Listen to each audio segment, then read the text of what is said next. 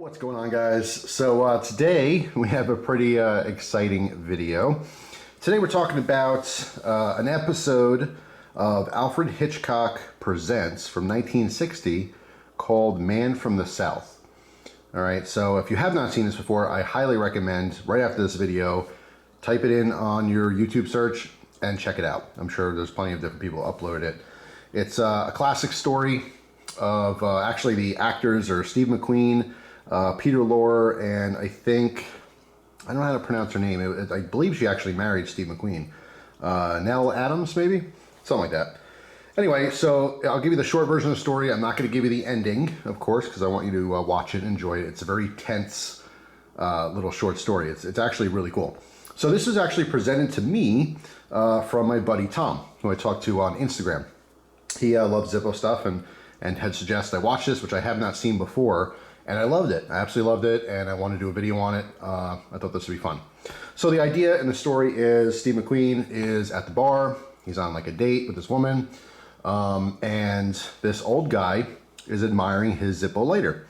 All right, so he takes out his lighter, lights his cigarette, and he said, "Wow, that's a really nice lighter." He's admiring it, and then they go to leave, and well, basically, Steve McQueen says, yeah, it's a great little dollar store lighter, 99 cents, and it never misses, meaning that every time he lights it, it works.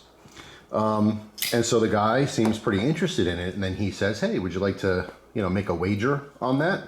And he says, "Yeah, I'll bet you it lights 3 out of 3 times, and I'll bet you a quarter." But that's not enough for the guy.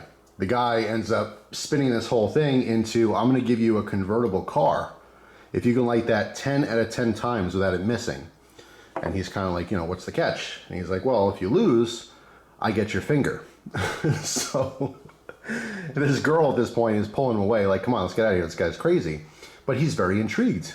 He's like, "I don't know. I entrusted my Zippo lighter, and I'd love to have a car, but a finger." He says, "Yeah, if you," it's actually on his left, I think it was a pinky on his left hand. He said, "If you lose, if it misses 1 strike out of 10 in a row, then I get to chop your pinky off and keep it." And that's as much as the story I'm going to tell you, because I want you guys to watch the rest of it. There's a little spin at the end, which is pretty cool. But yeah, that's as much as I'm going to tell you. But I'm going to try it. I'm going to try it right here. This is one of my EDC Zippos. I did not put a new flint in here, nor did I fill this up with fluid, because that would obviously increase the chances of it working constantly. This gets used probably, I don't know, once or twice a month, maybe. But I did fill this probably a week ago. Okay, a little short of a week, like 4 or 5 days ago, I remember filling it up again.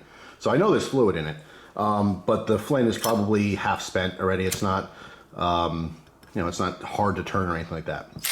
So here we go. We're going to try this out. Of course, I have to have a nice cleaver here. I'm going to put that off to the side, just in case it misfires. All right, so we get 10 times. This is super, super tense. So, strike number 1. All right, it went once. All right. Number 2. Okay. All right. It worked twice in a row. Would you do this? Would you bet your pinky finger for a car on your lighter? Number 3. Okay. Number 4. Almost halfway there. Oh. Wow.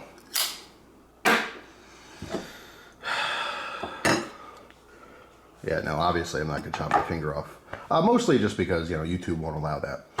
Obviously, that's the reason. So, that's interesting. So, it failed. I would have lost my finger had I been in that position.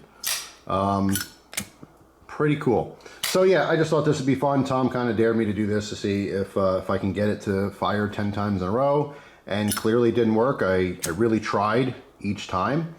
Zippos aren't perfect. I mean, they're known to be, the windproof lighter. They're not even windproof. If you've ever used a Zippo in real life and go outside on a windy day, it blows out. little gust of wind. But it's a fantastic lighter, has a ton of history, and that's why I love them and love collecting them and I love using them. I love the way they smell, I love the way they sound. It's nostalgia. It's definitely far from the best lighter out there, but it works. It's in a million movies. It's just cool. It's part of pop culture, and that's why I've always found them to be very interesting. So that is it for this one. If you, like I said, if you haven't seen that before, again, look it up. It's Alfred Hitchcock Presents, but you can just type in Man from the South and you'll probably see videos of it. It's a black and white. Again, it's a short story. It's not that long. It's really fun. It's fun to watch. I really enjoyed that. So thank you, Tom. Appreciate that. And me and Tom talking. There's another video I'm going to do specifically about someone else on YouTube who called me out in a video about getting something wrong about collecting Zippos. So that will be in the future. I'm sure you'll be very interested to hear that. But anyway, that's it for now. I thought this would be fun to try. Let's try it again real quick. All fast like. 1, 2, 3, 4, 5, 6, 7, 8, 9. It gets kind of tense. 10. All right. Kind of luck of the draw, to be honest. Now, there's a couple factors here I'd like to point out. In the show, you'll see Steve McQueen, he'll open it. There's like tense moment here, and then he'll light it. There's another guy who's like a referee counting, how many times he lights it. But as far as factors, like I said, right now when it's closed, all the gas is kind of filled up here. I think there's a slightly better chance of it lighting if you light it immediately when you open it, as opposed to letting some of that gas dissipate a little bit. That's number one. Obviously, if your flint is really, really worn and you have a very weak spark when you turn that wheel, I think that's a factor. That could be one reason that it may misfire or not light, because there might be plenty of fuel in there, but you're not getting much of a spark. You know what I mean? That's another factor. Another one to me is when I'm using a Zippo, especially when I do Zippo tricks. This is something that I have always, and I haven't done Zippo tricks in a very long time, but something that I always noticed is that it lights a lot more frequently when you have a warmed up lighter. What I mean by that is that if it's just sitting on a counter or whatever and it's just not being used and it's cool, and you go to light that, I found that it's slightly less of a chance of being consistent in lighting as opposed to once it's lit. And the reason I believe is because when it's lit, obviously it's warming up that fuel, it's warming up that wick, and then now that it's warm, it lights up easier. So there's obviously a bunch of stuff, and of course your fuel level. If you're almost out of fluid, it may miss a bunch of strikes. You have plenty of sparks, and there is fluid in there, but it's not enough. You know what I mean? So yeah, I mean, they're not that consistent. It's a fantastic lighter, and people love them for a lot of reasons. But it was a cool thing because he really kind of lured him in to try to win that car, and you will see what happens if you watch it. Again, I don't want to ruin it or give it away. No spoiler alerts on this channel. But that's it. Thanks, Tom, for the fun idea, something a little bit different. And like I said, in the future, you'll see another video. I'll probably use this lighter in that as well, talking about someone who called me out. So we'll see what that's about down the road. So that's all for now. Thanks for watching, guys. Hope you have an awesome day, and I will see you tomorrow with a brand new video.